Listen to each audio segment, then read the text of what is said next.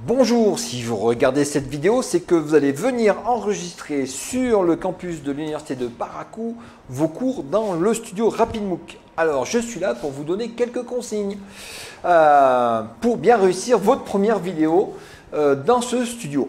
Alors, la première consigne, c'est de ne pas venir avec des habits de couleur verte. Sinon, vous allez devenir comme mon collègue à l'université de Lyon, complètement transparent, puisqu'on vous filme sur un fond vert.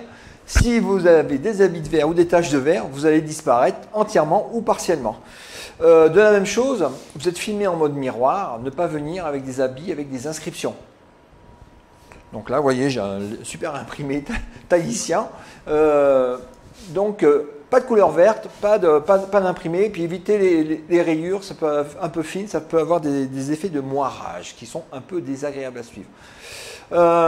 Les questions qu'on peut se poser, est-ce que je dois venir toujours avec la même tenue? Ça, c'est à vous de voir. Il n'y a pas de est-ce que je viens avec un costume, est-ce que je viens avec une cravate, comment j'enregistre mes vidéos? Ça, c'est à vous de voir avec vos goûts et couleurs. Est-ce que pour les dames plutôt, privilégier des habits avec des poches pour qu'on puisse, vous voyez, je vais équiper d'un micro sans fil, mettre le micro, hein, la base du micro en quelque part, sur une ceinture en quelque part, pour pouvoir accrocher le micro et essayer d'avoir des coiffures qui ne partent pas dans tous les sens.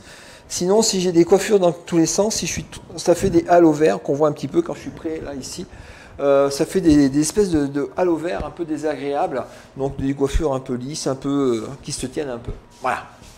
Pas de là jusqu'à mettre des chapeaux, mais pas des coiffures trop éparpillées.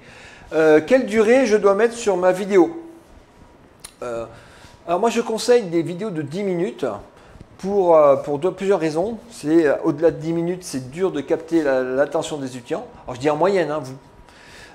Mais pour vous, c'est aussi une facilité. Faire une vidéo longue, c'est compliqué dans ce studio. Il faut mémoriser les positions des objets, il faut mémoriser la position des animations, tout ce que ça. Cognitivement, c'est un peu compliqué. Faire une vidéo un peu longue, c'est un peu épuisant. Ça se fait, hein, mais il ne faut pas en faire tout le temps. Et surtout, ce qui est important, c'est pour la mise à jour. Si vous faites des vidéos courtes, vous faites plusieurs vidéos d'un cours, il y a quelque chose qui est désuet, vous avez à changer que 10 minutes et pas 1 heure de vidéo. Donc sur la durée, c'est intéressant d'avoir des petites vidéos, comme ça on peut changer les scénarios, on peut les agencer différemment, faire des parcours pédagogiques, etc. Et aussi, chaque année, on modifie entre 10, 20, 30% de son cours. C'est plus facile à modifier des petits bouts que des grands bouts, à reprendre des petits bouts que des grands bouts. Il n'y a pas de règle hein, quand même sur le temps. Il y a des vidéos longues qui peuvent être vues par les étudiants, qui peuvent les capter. Puis des fois, on a besoin on a des réflexions, des raisonnements, des démonstrations qui durent plus de 10 minutes. Eh bien, on prend plus de 10 minutes. Hein, on peut aller là. Et puis des fois, c'est plus court.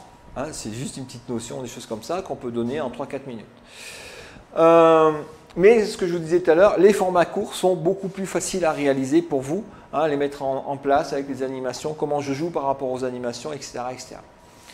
Ne faites pas comme moi, ne vous précipitez pas. Prenez le temps, vous avez la place, vous avez un super studio maintenant sur le campus de Parakou, vous avez de l'espace, c'est un peu votre salle de cours à vous, vous avez un magnifique tableau qui n'existe pas, je vous fais croire qu'il existe. Mais on a le temps de se poser, c'est pas la peine d'aller trop vite.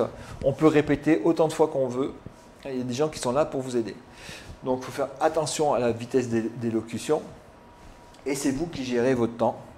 Est-ce que je fais une vidéo de 5 minutes, 10 minutes? Il n'y a pas de format imposé, on prend le temps qu'il faut. Alors, les objectifs et conclusions. Toujours présenter dans la vidéo pourquoi je suis là, qu'est-ce que je fais, à quel niveau d'étudiant je m'adresse. Mais aussi, ce qui est intéressant aussi, donc mettre un début et une fin à la vidéo, ce qui est intéressant, c'est de mettre du lien entre les vidéos. Alors, il n'y a pas que sur la vidéo, parce que cette vidéo, elle va être mise en ligne sur des dispositifs, sur un Facebook, sur un YouTube, sur une plateforme de cours, sur votre site web, où vous voulez. Et vous voyez dessous, par exemple, ici, cette vidéo, elle est sur YouTube, et dessous, j'ai la possibilité de rajouter des descriptifs, de rajouter du texte, de rajouter des références bibliographiques, des liens de rajouter votre mail, votre téléphone, enfin tout un tas d'informations qui peuvent venir compléter l'information qui se trouve dans la vidéo. Et ça, ceci directement sur moi, je vous conseille de le faire. Alors, sur YouTube, c'est inclus, ça s'appelle la description. Mais on peut faire ça sur d'autres dispositifs, dans des billets de blog, sur WordPress, etc., etc. Pensez à mettre cette vidéo, va être contextualisée dans un site web, dans une page web en quelque part. Et faire du lien entre les vidéos. Donc sur la présentation, vous voyez, j'ai une petite zapette comme ça, qui me donne pas mal d'autonomie, qui me permet de me balader et de diffuser, de faire donner des animations. Je ne suis pas obligé de me baisser pour cliquer et de faire passer les animations.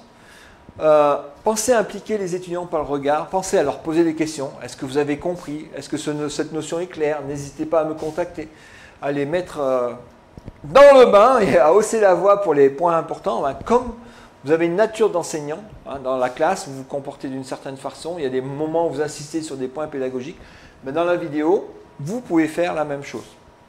C'est cette liberté-là que cette solution vous propose.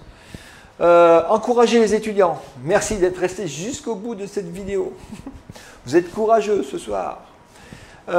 Trouvez une petite formule de fin pour sortir élégamment de la vidéo. Là, je deviens tout flou, je perds là. Et jouez avec le contenu qui est censé être derrière vous. Prenez un peu exemple sur ce qui se passe sur les Miss Météo qui vous montrent voilà, ce qui se passe à Brest. J'ai toujours rêvé de faire ça, ce qui se passe à Marseille, la température. Faire croire que le contenu est derrière vous et impliqué par le regard, le contenu et l'étudiant. Ici, c'est important ce qui se passe ici. Voilà. Donc il y a des petits exercices qu'on va vous apprendre à faire quand vous allez rentrer dans ce studio. Alors ce studio, à quoi il ressemble?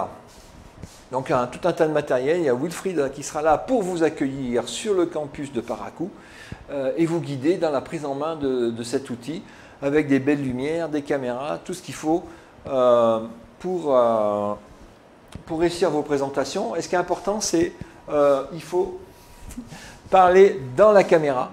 Comme je suis en train de vous faire, les yeux dans les yeux, je vous parle dans la caméra qui est là, qui permet de capter l'attention des étudiants.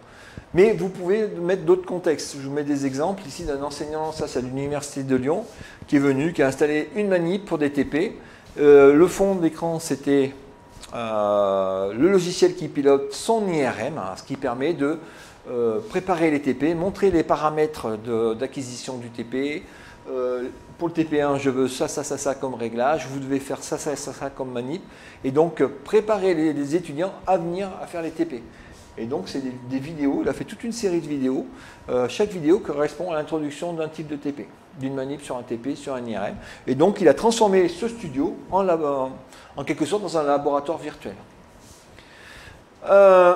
Ce qu'il faut éviter de faire, c'est que votre présentation, votre support serve de karaoké, de répéter bêtement ce qu'il y a sur le support. Ce n'est pas l'intérêt. Donc la solution RapidMOOC qu'on met à votre disposition, c'est tout sauf un karaoké. Ce n'est pas le karaoké de votre cours, vous n'êtes pas là pour refaire le cours blablabla. C'est quelque chose de beaucoup plus vivant, de beaucoup plus interactif. Eh bien, je vous remercie d'avoir écouté mon intervention et je vous attends avec Wilfried. On vous attend dans le magnifique studio sur le campus de Parakou.